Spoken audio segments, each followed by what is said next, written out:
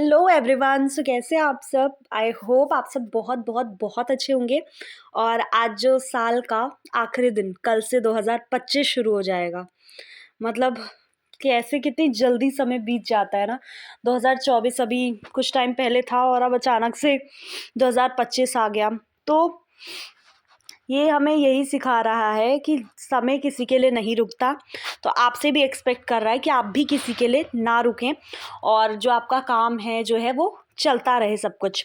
तो हम भी नहीं रुकेंगे। तो आज हमने सोचा कि इस साल की एक लास्ट वीडियो तो बनानी बनती है, जिसमें हम इस नए चैप्टर को आपसे इंट्रोड्यूस कर देंगे जो आपका चैप्टर 5 है। और एक और चीज़, अगर आप लोग इस चैनल पे न्यू हैं तो बहुत सारी वीडियो हैं, सबको एक्सप्लोर कीजिए, देखिए क्या चीज़ आपको समझ में आ रही है। और अगर अच्छी लगे तो वीडियो को चैनल को सब्सक्राइब कीजिए और वीडियो को आप लाइक कर दीजिएगा। ओके, सो आइए शुरू करते हैं इस साल का 31st का ये लास्ट वीडियो। तो जैसा कि आप सबको पता है, ये आपका मॉलिक्यूलर बेसिस ऑफ इनहेरिटेंस वाला चैप्टर है। इसमें हम डीएनए के बारे में पढ़ेंगे कि कैसा उसका स्ट्रक्चर होता है, आरएनए के बारे में सब कुछ पढ़ेंगे। तो शुरू करते हैं।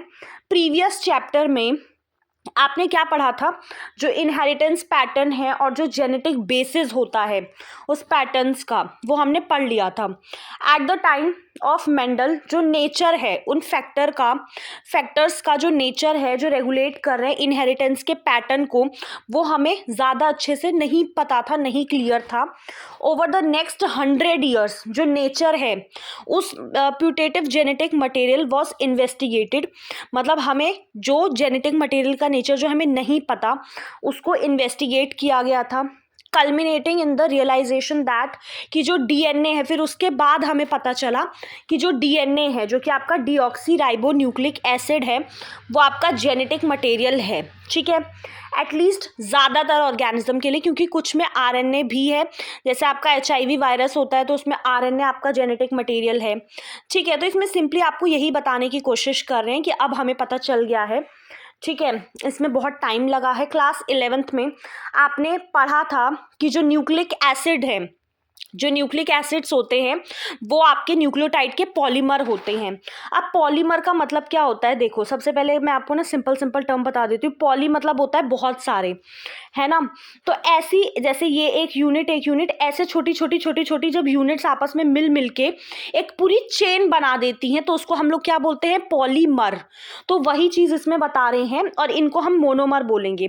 जो सिंगल यूनिट है ये आपकी मोनोमर होगी और ये जब सिंगल यूनिट मिल मिल के आपकी एक लंबी चेन बना देगी तो वो पॉलीमर कहलाएगा। ठीक है, तो पॉलीमर आपको क्लियर हो गया होगा। तो इसमें वही बोला है कि जो न्यूक्लिक एसिड्स हैं जिसमें कि आपका डीएनए आरएनए ये आपके न्यूक्लियोटाइड्स के पॉलीमर हैं। ठीक है, अब जो डीऑक्सी राइबो न्यूक्लिक एसिड है मतलब जो डीएनए है, और जो आपका राइबो न्यूक्लिक एसिड है जो आरएनए है, ये आपके दो तरीके के न्यूक्लिक एसिड होते हैं जो आपके लिविंग सिस्टम में पाए जाते हैं। ठीक है, और डीएनए जो है वो आपका जेनेटिक मटेरियल की तरह काम करता है ज़्यादातर ऑर्गेनिजम्स में। ठीक है, मोस्ट ऑफ ऑर्गेनिज्म। और आरएनए जो है वो भी आपका जेनेटिक मटेरियल की तरह काम करता है लेकिन कुछ वायरसेस में। ठीक है, ज़्यादातर आरएनए आपका मैसेंजर की तरह फंक्शन करता है। आरएनए के एडिशनल रोल्स भी हैं कुछ, जैसे ये आपका एडेप्टर की तरह काम करता है, स्ट्रक्चरल एंड कुछ केसेस में कैटालिटिक मॉलिक्यूल की तरह भी ये काम करता है। ठीक है, तो ये आपका आरएनए का रोल बताया जिसको हमें पीछे बहुत अच्छे से पढ़ेंगे इसको, एक एक चीज़ को। ठीक है, क्लास 11th में आपने ऑलरेडी पढ़ रखा था। जो डाइन्यूक्लियोटाइड का स्ट्रक्चर है वो आपको अगर याद हो तो आपने पढ़ रखा है। ठीक है, एंड द वे ये जो मोनोमर आपस में लिंक होके फिर न्यूक्लिक एसिड पॉलीमर बनाते हैं। एक चीज़ मैं आपको यहाँ पे क्लियर कर देती हूँ। देखो, न्यूक्लियोटाइड क्या होता है, आपको इसमें याद क्या रखना है कि जब एक आपका शुगर है, ठीक है, कोई पेंटोज शुगर, उसके साथ आपका यहाँ पे बेस जुड़ा है। ठीक है, मतलब आपको ध्यान रखना है कि शुगर में बेसिस प्लस फॉस्फेट ग्रुप, ये जब तीनों आपस में मिले ना आपको एक साथ, तो ये वो होता है आपका न्यूक्लियोटाइड। और जब यहाँ से आप ये फॉस्फेट ग्रुप हटा देंगे ना, मतलब शुगर और बेस, ये आपका न्यूक्लियोसाइड होता है। इसको मैंने याद कैसे किया था? देखो, टाइड, न्यूक्लियोटाइड में अगर आप देखेंगे तो टी बहुत ज़्यादा प्रोमिनेंट है। न्यूक्लियोसाइड S और न्यूक्लियोटाइड T। तो न्यूक्लियोटाइड जो है जिसमें कि आपका T आ रहा है उसमें आपका फॉस्फेट ग्रुप प्रेजेंट होगा, और जो न्यूक्लियोसाइड है उसमें आपका फॉस्फेट ग्रुप नहीं प्रेजेंट होगा। ठीक है, आई होप चीज़ें क्लियर हो गई होंगी अब तक तो। ठीक है, अब इस चैप्टर में हम डिस्कस करने वाले हैं स्ट्रक्चर डीएनए का, कैसे रेप्लिकेशन करता है, कैसे आरएनए से डीएनए। देखो, एक सेंट्रल डोग्मा का प्रोसेस मैं आपको यहीं पे बता देती हूँ ताकि ना कुछ चीज़ें फिर बाद में आसानी रहेंगी। डीएनए में से जब डीएनए बनता है तो उसको हम लोग रेप्लिकेशन बोलते हैं, डीएनए से डीएनए का बनना। ठीक है, फिर डीएनए से जब आरएनए बनता है तो इसको हम लोग क्या बोलते हैं, ट्रांसक्रिप्शन। ठीक है, इसको हम लोग क्या बोलते हैं, ट्रांसक्रिप्शन। और फिर जब आरएनए से प्रोटीन बनता है तो इसको हम लोग ट्रांसलेशन बोलते हैं। ठीक है, ट्रांसलेशन बोलते हैं। आप इसको याद कैसे रख सकते हैं, डीएनए से आरएनए का बना ट्रांसक्रिप्शन कहलाता है, तो सी जो है वो पहले आता है अल्फ़ाबेट में, और वैसे ही ट्रांसलेशन जिसमें एल आ रहा है वो आपका बाद में आता है। तो आप ऐसे याद रख सकते हैं इनको।